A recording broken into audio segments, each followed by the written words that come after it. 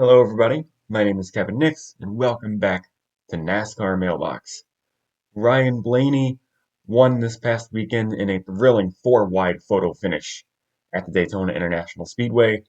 In doing so, he locked many drivers out of the NASCAR Cup Series playoffs.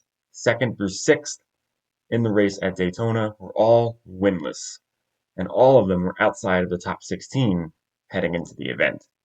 So Bowman is now Blaney's best friend as a result, and the question I've selected this week actually talks about the finish, that exact four-wide finish that we saw. This past weekend's finish was the closest four-car finish in the history of the Cup Series. So where/how does this ending rank in recent memory? I will say, visually it looks amazing.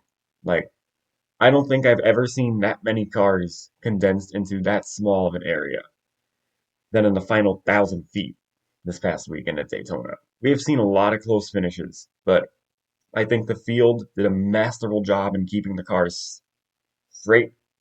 Um, I know a couple cars spun after the checkers, but I don't really count that. They did a masterful job of not wrecking. I thought for sure there was going to be some type of incident on the final lap, just like there was in the Daytona 500, but that did not happen. And so it seems like lately the field has been a little better about not wrecking at the end. Um, with that said, I did really enjoy that last run. I enjoyed a lot of the moves that were being made. This was a really solid next gen race at a super speedway. Probably the best Daytona race in the next gen era, is what I would say. This really gave me flashbacks to, I wouldn't say like 2019 and 2021 Gen 6, but almost like 2016 or 2017. Like it feels like it felt like you drivers could move around, they could pass. I was very impressed at how Blaney and Custer used the outside line to really charge to the front at the end. That is not something that we have seen with this generation of car at this track. Um, I think this finish ranks probably in the top 10 or 15.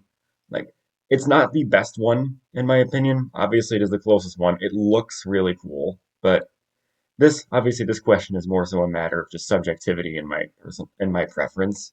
Um, like I said, in recent memory, obviously, I think of the 2010 and 2011 Aaron's 499s at Talladega. Both of those finishes and races were outstanding from start to finish, and so I'm very partial to both of those.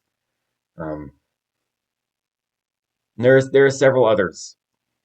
There are several others that have happened at the super speedways over the years as well. The three wide finish at Atlanta last year was also amazing to watch. I would say that finish is probably my favorite of the 2020s, last year's spring race at Atlanta. Just the way it developed, the way it organically happened. I was very impressed with the field this past weekend, like I said. And it was a solid ending, but I do feel like it's being overhyped slightly.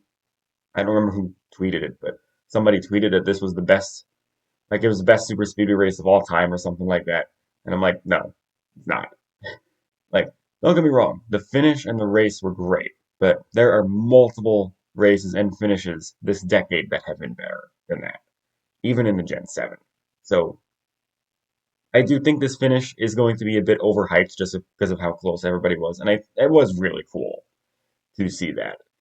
But to me, I would rank it probably the top 10 to top 15 range, since like the 20, at least since like 2000, 2001, things like that. It was really solid. And I'm not trying to sell it short, but I do think there are races that are going to stick more for me than this past weekend's race was.